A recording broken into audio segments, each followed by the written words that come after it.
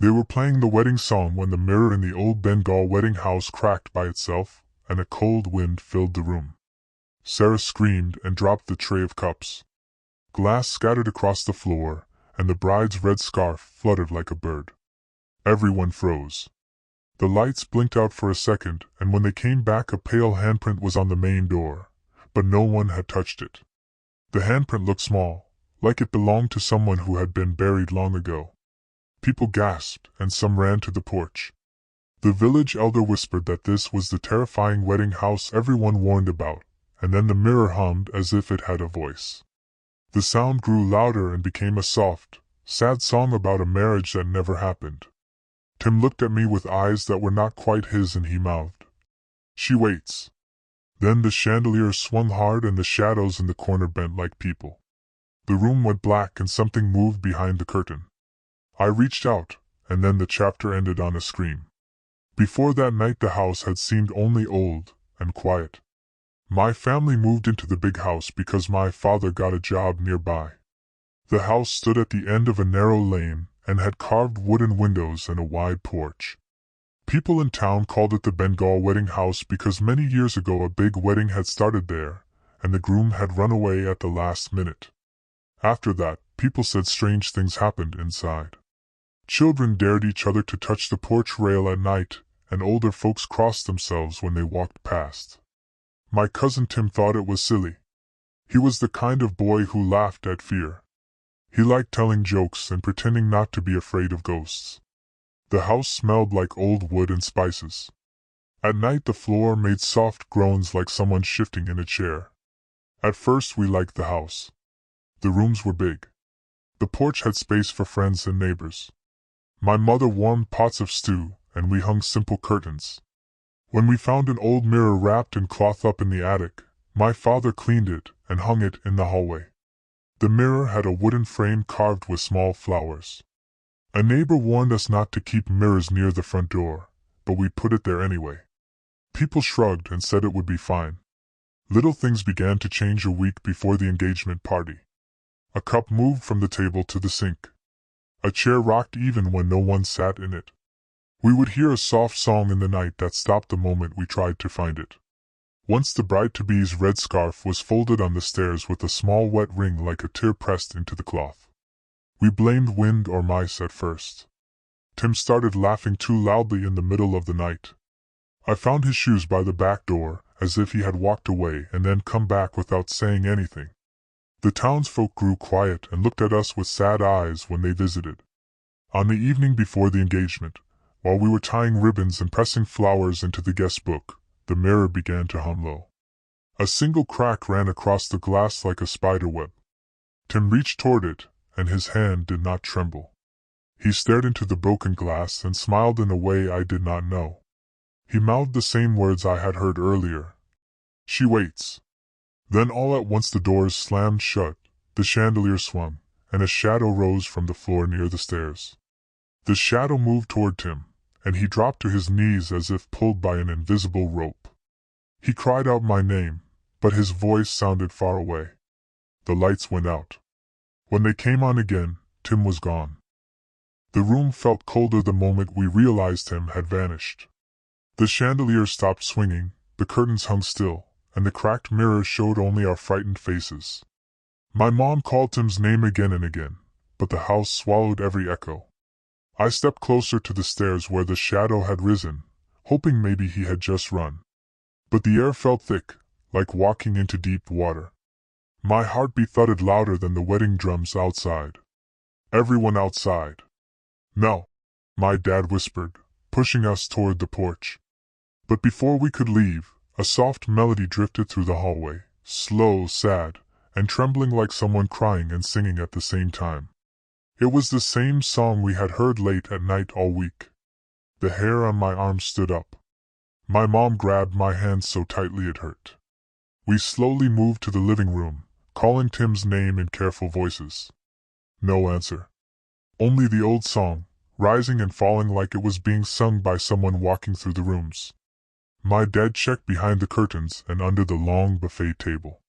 My mom ran upstairs calling for Tim again, but she kept stopping like someone was whispering close to her ear. When she came down, her face was pale and she just shook her head. Outside, the wedding guests were murmuring. Some wanted to come in and help search, but the village elder stopped them. "The house has chosen the boy," he said quietly. "If you all rush in, you may not come back out." My dad replied angrily, "This is my son." But even he didn't move past the doorway. The air inside the house didn't feel like normal air anymore. Still, I couldn't stand there doing nothing. I stepped back inside, calling softly, "Tim, if you can hear me, please say something." And then something answered. A soft knock came from inside the hallway wall. Just one knock. Then another.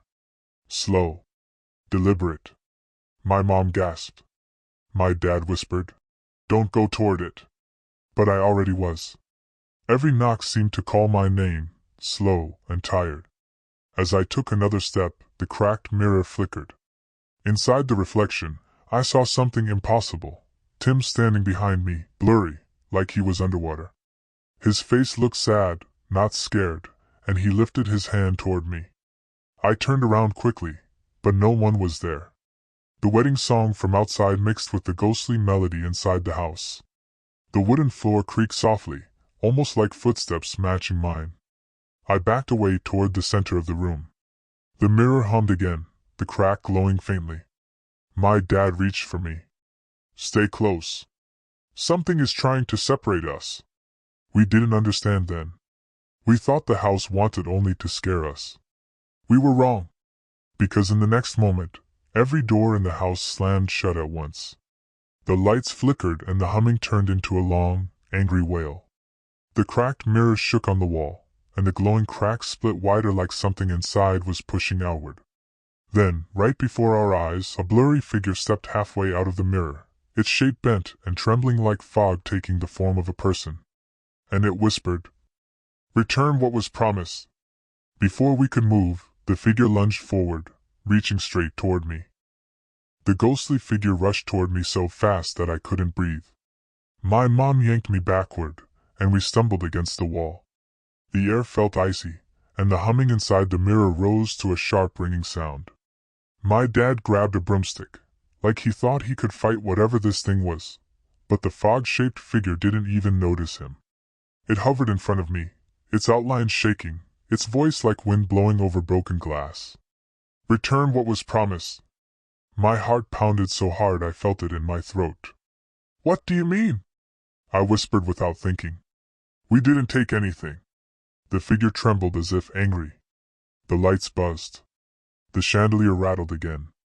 Then the blurry shape twisted toward the stairs and let out a moan that didn't sound human. The cracked mirror behind it flashed, showing quick, flickering images, pictures like memories happening too fast. A bride in a red veil waiting at a window, a groom running away into the night, the bride falling to the floor, crying until shadows swallowed her whole. My mom gasped. "This house, the wedding." The village elder's voice suddenly called from outside the door. "Do not speak to it. She is not whole. She cannot understand you." But I had already asked, and the spirit wasn't finished. She floated toward the base of the stairs and pointed a shaking misty hand at something wedged under the step. My dad carefully bent down and pulled out a small wooden box covered in dust. It looked old, really old, with tiny gold flowers carved along the edges. The moment he touched it, the ghost shrieked and rushed toward him. My dad dropped the box and stumbled back. The ghost hovered over the box like it was something precious. "What is that?" I whispered. The village elder stepped inside now, ignoring the cold air. "Her dowry gift," he said. "It was meant to be given to her during the wedding ceremony. But when the groom ran away, the box was hidden. She never received it. Her spirit believes she cannot rest until what was promised is finally given to her." My mom covered her mouth. "So she's trapped because of that?" The elder nodded. "And your cousin Tim has been taken as a replacement. She believes he must give the gift in the groom's place." My stomach twisted. "Then we have to give it to her. Just let her have it." "It is not that simple," the elder whispered. "If the wrong person offers it, she may take them instead. Before we could ask what that meant, a low creaking noise echoed from upstairs. Footsteps. Tim's footsteps. Slow. Heavy. Dragging. We all turned as Tim appeared at the top of the stairs. But he didn't look like Tim. His eyes were dull, almost gray. His arms hung stiff at his sides like he was half asleep or half frozen. When he stepped down, the ghostly figure drifted beside him, guiding him like a puppet. "Tim!" I shouted. His head turned slightly toward me, but he didn't blink. "She waits," he said, but the voice wasn't his. It sounded like two voices layered on top of each other, the ghost's and his. The spirit floated toward the wooden box again and pointed at Tim. The elder leaned close to my dad. "She wants him to open it," my dad whispered back. "If he does, what happens?" The elder lowered his voice. "She will take his life force. She believes he is the runaway groom." I stepped forward, shaking. "No. No way. I'm not letting her take him." The ghost turned toward me, her blurry shape crackling like static.